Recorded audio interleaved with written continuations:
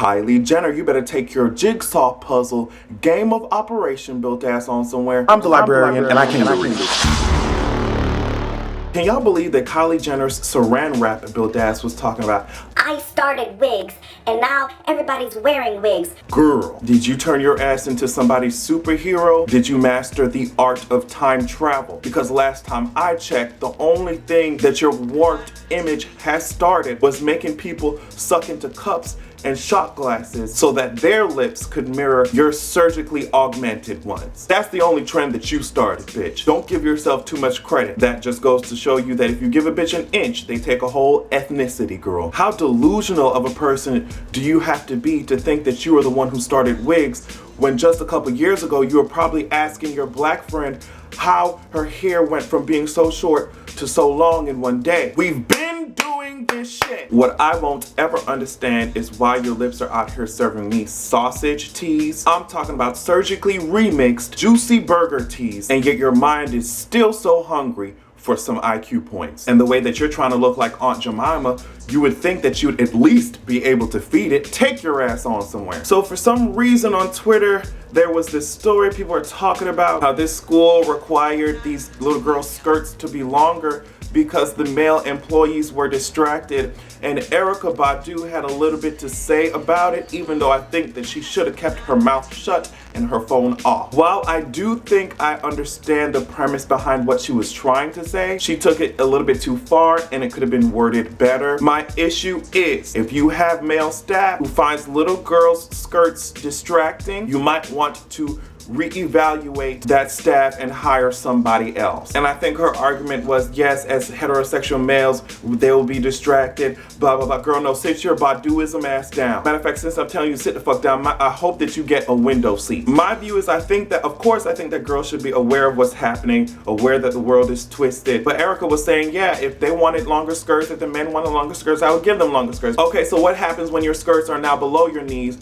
and these same male employees are, well, like, girl, that's too short still. I'm still getting turned on. I still have a hard ass boner. Blood is rushing to my pelvic area. They need to be longer. And then when the skirts reach the floor and you start now having a train like you're going to a wedding and they're still turned on, what is your ass gonna do then? There are women who are dressed from head to toe like they're in somebody's snuggie and they still get sexualized and they still get molested. How long does a skirt have to be until y'all realize that the problem is with these men that have been trained to view women's bodies as property? How long does a damn skirt have to be? And as I said, of course, I think girls and women everywhere should be aware that there are fucked up men in this world. But making the skirts longer is just putting a band-aid on a bullet wound. We need to start early and retrain these boys. No one owes you anything, especially women. They don't owe your skid mark having ass, your ashy Johnson needing ass their bodies. Learn to control your damn selves and your damn hormones and your damn boner. How you gonna claim to be the most dominant gender? How you gonna claim to be the most powerful sex, but you don't have enough strength to exercise self-control? Okay, girl. Really quickly, I wanted to talk about Sierra and how I forget what they were announcing. I think best rapper for some show. And they had a list of names, girl. And as soon as Future's name came up, Sierra was like,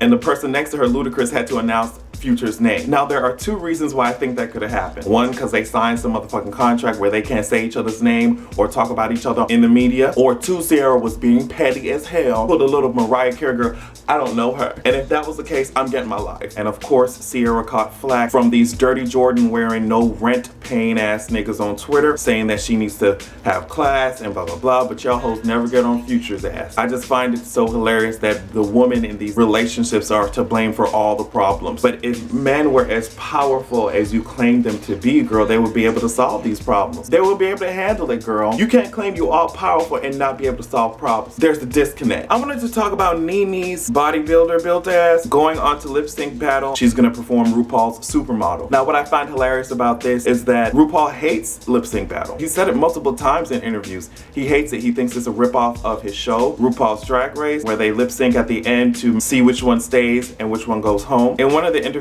he also says that it's interesting that a lot of people don't want to have anything to do with gays, but yet they will draw from our culture. We have a lot of these homophobic women talking about yes and slay and shade and read and girl honey. And I even see some heterosexual men talking about shade, but at the same time will turn around and say, well, girl, I don't agree with your lifestyle. Girl, you sit down on dicks, that's so gross. So he's saying gays will never be mainstream, but they will always take some shit from our culture and push it into mainstream, and he feels like it's a ripoff, girl.